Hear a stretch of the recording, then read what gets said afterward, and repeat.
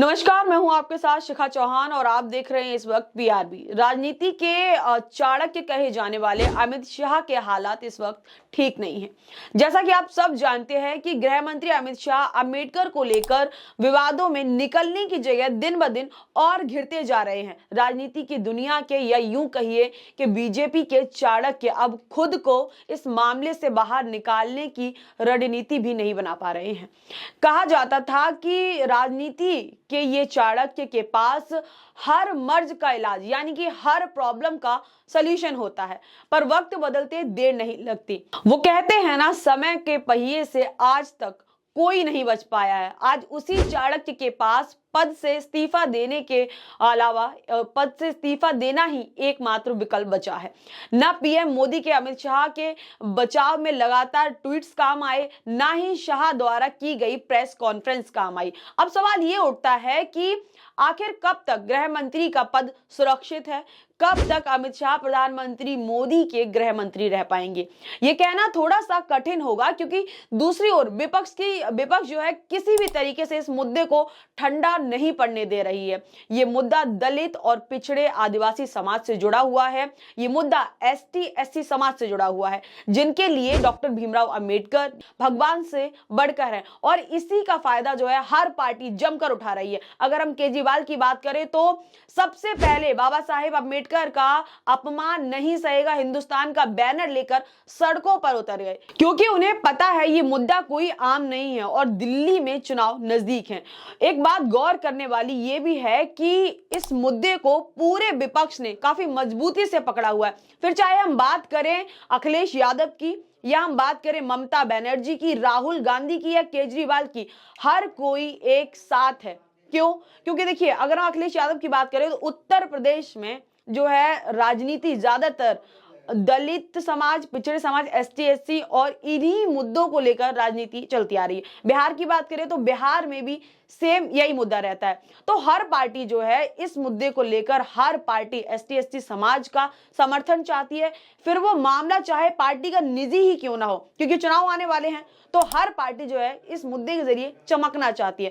अब इससे पार्टी का निजी फायदा हो या आने वाले चुनाव को लेकर, पूरा का पूरा विपक्ष जो है एक साथ विरोध में बीजेपी के सामने आ खड़ा है। हालांकि इस मुद्दे को थोड़ा ठंडा करने के लिए सदन के बाहर धक्का मुक्की वाले मुद्दे को खूब उछाला गया। सांसदों को जो है, बीजेपी के जो सांसद है, उनको धक्का लगने की वजह से इतनी चोट आ गई कि उन्हें आईसीयू तक में भर्ती कराया गया। देखिए, धक्का लगने से आईसीयू में भर्ती कराया गया। इसके बावजूद भी अंबेडकर का मुद्दा ठंडा नहीं पड़ा, लोगों का ध्यान इस मुद्दे से नहीं भटका। और आज भी जो है कांग्रेस की तरफ से एक प्रेस कॉन्फ्रेंस की गई इस मामले को लेकर। देखिए चल रही स्क्रीन पर वीडियो में क्या कुछ जो है कहा गया। 22 और 23 दिसंबर को पूरे देश में हमारे लोकसभा और राज्यसभा के तमाम सांसद, हमारी कांग्रेस कार्य समिति के सदस्य 150 शहरों में प्रेस वार्ता करेंगे। गृह मंत्री अमित शाह के इस्तीफे की मांग करेंगे। बाबा साहब अंबेडकर और संविधान के ऊपर जानबूझकर किए जा रहे हमले के विरोध में अपनी आवाज बुलंद करेंगे।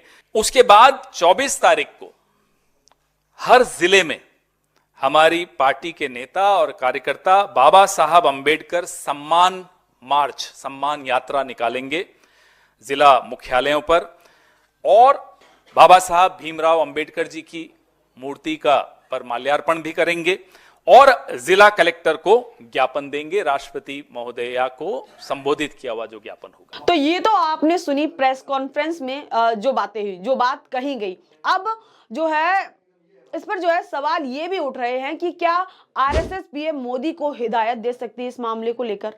क्या आरएसएस इस मुद्दे को लेकर कोई कदम उठा सकती है? क्योंकि आरएसएस का कद पार्टी में कोई छोटा मोटा कद नहीं है, आरएसएस का कद भी पार्टी में एक बड़ा कद है।